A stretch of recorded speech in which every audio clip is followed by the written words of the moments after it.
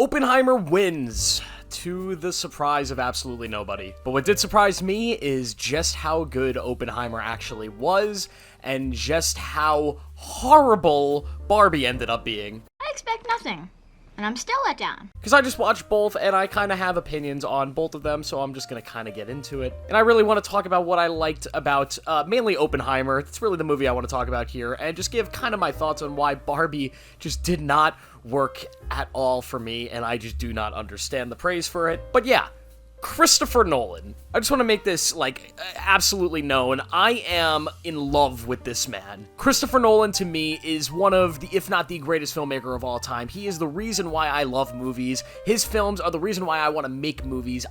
Anything this man makes, I'm going to love. So when I found that he was making a movie about Robert Oppenheimer, I was just absolutely ecstatic because, oh my god, this is a real story that is so important. Ever since I was in school, I had always been so fascinated with U.S. history, and one of the biggest periods of time that I was so fascinated in was World War II. And I remember back in the 8th grade learning about what we did in Japan, in Nagasaki, and in Hiroshima, and the nuclear bombs. And I always found it strange that in our history books and in the history of America, it was always seen as this patriotic thing, this big event that ended World War II. Despite it being an event where we killed hundreds of thousands of people in this country, innocent people. So just the whole stigma of the nuclear bombs and what they mean to the world and the peace that has followed and the whole story around it has always been something that's interested me, both on a moral level just as well as a historical level. And this is probably the ultimate movie for that, that whole concept. And man, is this probably the most important movie that has ever been made in the history of our species. Oppenheimer stars Cillian Murphy, and god, is this the best performance he will ever have in his career. Give him the Oscar, he's gonna win it. And it depicts pretty much his whole life, kind of from the part where he's becoming this quantum physicist, and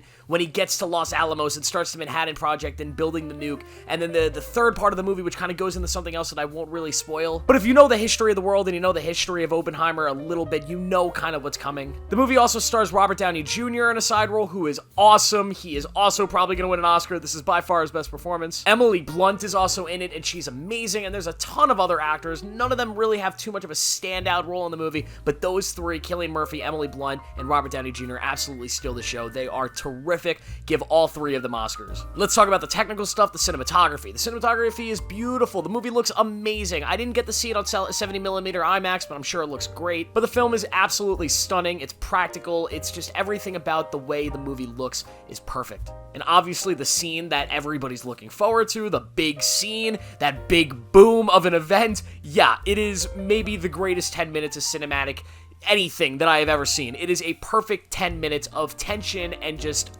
I don't even know how to describe it, but it absolutely lives up to what your highest expectations for that scene. The sound design is exactly what you would expect from a Nolan movie. It's loud, it's violent, the whole theater's vibrating. The score, despite maybe not being his best score from a Nolan movie, it's not really a Hans Zimmer score, is still incredibly memorable and gives the movie so much life. My only real issue with the movie, as far as a technical standpoint, is I think the edit is a little bit off at times. There's just some scenes where there's shots that just cut way too fast, and it makes the pacing of the scene a little bit too fast, which is something that happens in a lot of Nolan movies, but it's only literally a couple scenes in this 3-hour movie that I really noticed it. It's not really a big issue at all. I also think the early parts of the movie kind of moved a little bit too fast as well. The pacing at this point in this movie is just so fast for a 3-hour movie, and sometimes it's just like a little bit too fast. But oh my god, I mean, this movie is both incredibly engaging and fascinating, diving into this character of Robert Oppenheimer, this person that was Robert Oppenheimer, who is such a fascinating person and resembles humanity as a symbol in such a meaningful way. Being this person that in ego and in narcissism went down this road to creating this thing that at the end of the day became this absolute destructive force for our world. And seeing the way that he reacts to this, that it reacts to his own creation and what it means to the world, I mean, it is so well done and so great and so haunting in a way. But what's really scary about this movie is the depiction of everything else that's in it and all the other characters, and I'll kind of go more into it after I talk about Barbie. But the characters in leadership, the characters like Harry Truman and the people at the top, and the morals behind what the US government was doing and what the world was doing, while Oppenheimer, the creator of this project and the creator of this weapon, just could really watch it. Once it was, once he had created the weapon and it went into the hands of more powerful people, all he could do is watch and see what they would do with it. But there's still that layer of guilt of I created it. So if I create a sword and somebody else kills somebody with it, whose hands are the blood on? And that's just such an interesting conversation to have, especially when it's something like this, the nuclear bomb. This is the most important thing, the most important weapon ever. And the movie just rides on that fucking jet ski of emotions all the way up until the end of the movie, where you're just left sitting there haunted by what you've watched and more aware of your surroundings in this world and the world that we kind of live in. Christopher Nolan and a lot of other people kind of reference that this movie is much like a horror movie. And I kind of tend to agree with that. This movie's not a horror movie in the sense that you're going to be scared, you're going to be, there's jump scares, and you're going to feel absolute unease while watching this. But it's a horror movie in the sense that when this movie ends and the credits roll and you're getting in your car and driving home and you're sitting back in your house and you're thinking about this film, it's not a feeling of, wow, that movie made me feel so good. Wow, that movie was incredible. It was great. The feeling is dread. All I've been feeling ever since walking out of that theater is, oh my God, man. Yeah, listen,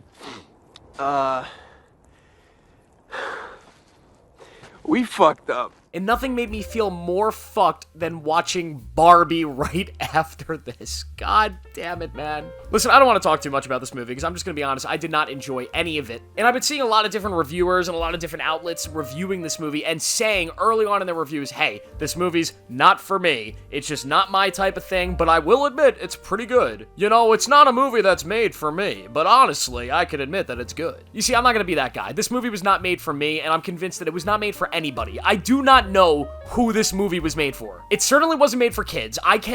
You will not find a kid that will enjoy this movie. There's just no way. The themes of this movie will go completely over their heads. The movie's not funny for adults, for kids. It's just never going to work for kids. This is not a kids movie. Will it work for adults? Well, I don't know. Apparently, a lot of critics are loving it. Audiences have a good score, so maybe it is. But I just don't think it is. I don't think it does work for adults. I mean, the movie's not funny at all. My theater was silent through its entire runtime. The amount of times that a joke would happen and there was just an uncomfortable silence in my theater. The themes of the movie and the things it's trying to say, or none of them are original. I mean, it's been said and done better in a million other movies. And then in this movie, it's just so aggressive and forced and shoved down your throat. This movie is more of a lecture than an actual film, which is what really angered me about it. There is nothing I hate more in filmmaking and in writing than when I feel like I'm being lectured to. That's not how you deliver a message. You do not lecture an audience on your views or on the views of the people making the movie. The way you deliver a message is by telling a compelling story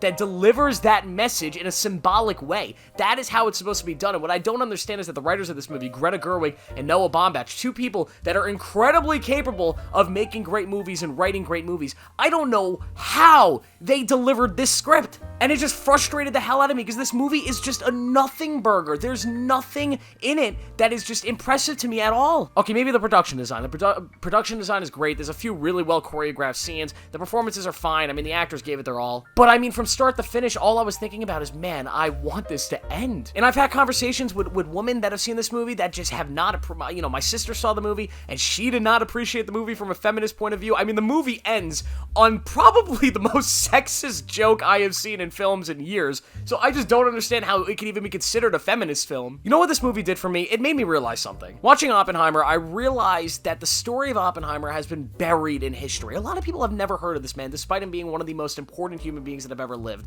It has been absolutely buried in history, and everybody's kind of been distracted on the threat of nuclear weapons and the threat of these powerful things that are going on in this world, being controlled by these dangerous and powerful people. And because of all those distractions and all that nonsense, we've kind of forgotten about what's important. And here we have maybe the most important movie of all time in Oppenheimer, a movie that is a 5 out of 5, not just on a cinematic level, but is able to deliver a real-life story that is riveting and absolutely heart-wrenching and terrifying. And it is going to be buried by this piece of shit Barbie movie. This movie that has absolutely nothing important to say about our society, nothing gripping, nothing compelling, and instead wants to lecture its audience for 2 hours on how terrible men are and how great women are, while also being extremely sexist towards women, delivering unfunny jokes and marketing that's targeting a young audience that will never enjoy the movie. And all of that created just to distract us from Oppenheimer, which is a phenomenal movie with a message that I think every person on this planet should see. Oppenheimer is that important. It is a movie that I think every American should see. It is a movie that I think every person around the world should see because it is so real. The dangers of nuclear weapons, the dangers of nuclear war, a society how our society is going right now. This messaging in this movie that Oppenheimer went through with the nuclear weapons because he thought it might lead to world peace. And this idea that, yeah, maybe so far it has. There hasn't been a major world war. There hasn't been major nuclear conflict. But this idea that it's peace built on fear, and how long will that fear be sustained? How long until all hell breaks loose and one of these psychopaths decides to use these nuclear weapons for power or for money? And the only way that I really think we could stop that is by constantly reminding the world the threat that was created in that Alamo lab. Which is why this movie is so absolutely important, especially in today's day and age where it feels like the world is creeping dangerously and dangerously close to what Oppenheimer feared near the end of this film. And the fact that that message is going to be buried by the Barbie movie just